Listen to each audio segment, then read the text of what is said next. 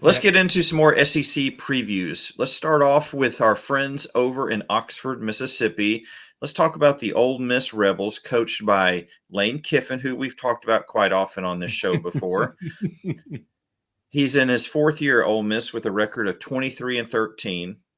His 12th year overall with a record of 84-46. Last year's Ole Miss team was 8-5, overall 4-4 in the SEC. They run an offense with two coordinators, John David Baker in his third year and Charlie Weiss Jr. in his second year. And Darren, last year they set a rushing record, over 3,300 yards rushing, and they had a pretty good running back in Quinshon Judkins. Absolutely. That dude. I think wasn't it last year during the season, the picture went around on social media of Lane Kiffin sitting basically at his high school game at Quinshon Judkins High School in the rain. Boy, you're talking about a trip that paid off, because that dude is going to set some serious records during his time at Ole Miss, and just can't. It doesn't seem that he can be stopped. His size is obviously an issue. You worry about wear and tear on his body, but as long as you're fast enough that you keep people off of you, and they can't catch you, that becomes a little bit less of an issue. So their offense is going to be interesting this year. They still haven't named a starter for their QB starter, and man, their QB room is incredible. The people that they have in that room with transfers and everything else. But it seems that Jackson Dart kind of is the leader in the clubhouse, but at the same time, the transfer from Oklahoma State, Spencer Sanders, every time you hear somebody say, well, Jackson Dart seems to be the leader in the clubhouse, that's kind of an obvious thing.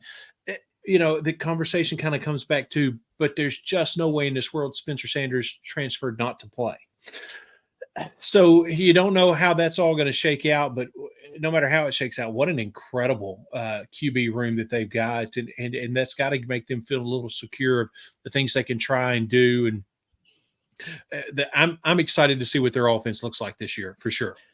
They certainly have a lot of firepower. You mentioned the quarterback room. Jackson Dart had a pretty solid season last year. Of course, Spencer Sanders, the dual threat. I think Walker Howard is probably odd man out this year in that competition. Definitely. Yeah. But he's got a bright future. Definitely. Last year, Ole Miss had the fourth best offense in school history. So we've talked about Lane Kiffin being an offensive mastermind, and he's got the tools to do it. In the wide receiver room, you got Jordan Watkins and Dayton Wade and Malik Heath and Jonathan Mingo. And you got some transfers coming over as well. You got Chris Marshall from A&M and Trey Harris from Louisiana Tech and Zachary Franklin from the Roadrunners, one of your favorite teams in the past, Darren. That's right. They got some solid tight ends. So offensively, they're going to be pretty solid. On the defensive side of the field, they have Pete Golding coming over after 5 years at Alabama. Yep. Interesting move. Surprising move. Yeah, definitely. Golding's defenses have been consistent top 10. He's done a very good job. And that was at Alabama. Mm-hmm. Now, coming over to Ole Miss, they don't quite have the defensive acumen that Alabama does, but they've got a huge transfer on the line from North Carolina State. Joshua Harris. This kid's 6'4", 325. He takes up space. They've got some good linebackers and Kahari Coleman and Monty Montgomery from Louisville. And the word in their secondary is defense is transfers. They've got, absolutely. I'm looking at 1, 2, at least 3. Now, they're going to have to replace Tysheem Johnson, who left them to go to Oregon. So when you look at Ole Miss on the defensive side of the ball, Darren, is this a work in progress, or do you think Golding works magic and the unit performs well this year? I would be surprised if they don't take a step up, just simply because of the transfers that they brought in. And I think there's going to be some benefit to having Golding there. But also, I think one of the other benefits that he really brings to the table is not going to show dividends this year, as big of a dividend this year again, I think they take a step up, but they'll definitely be the weakest link of the two sides of the ball. I think what really, when Pete Golding is really going to show why he's there, is going to be next year. I think there'll be an even bigger jump because he's known for recruiting in Mississippi. They're going to have 2 years in his system. So I think next year will be the year that people go, holy moly, where did that defense come from? Again, they'll be the weaker of the two, but I would be surprised if they don't take a step up this year and show. I would say what you would see is marked improvement. You can tell it's a different defense, a different style of defense, and they're accomplishing more, shutting down the run more, however that fleshes itself out. But again, next year will be the big time, but still an improved defense this year for sure. Kiffin's teams are always fun to watch, and now bringing in Pete Golding, they could be quite a force to be reckoned with on both sides of the ball. So very well be. Very well we'll look forward to watching them. Let's move over to Missouri. One of the every time I think of Missouri as a border state. And but before we talk about Missouri, Darren, I jumped the gun. I'm thinking about the Civil War, border states, guns. I tell you, it's because it's 189 degrees outside right now. That is correct. Everything is just baking. It doesn't matter where you are in Northwest Louisiana. Even if you're inside, everything is just baking. The actual today was 104. Tomorrow's like 106. And that's actual temperatures. That's not a heat index. We planted a bunch of, my wife had picked out plants this spring that we planted, and they were doing great. And then this heat, and I tell you, I don't know how many of them are going to make it. I would say not many. Asked her last night, did you water your plants? She goes, it's over. It's over. They're done. I'm like, we can't give up. We've got to keep fighting. Press on. It's week 0. Come on. I'm worried about watering me. Let's talk about Ole Miss's schedule.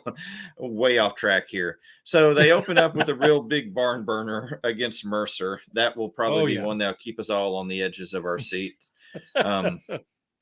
But you can't fault them.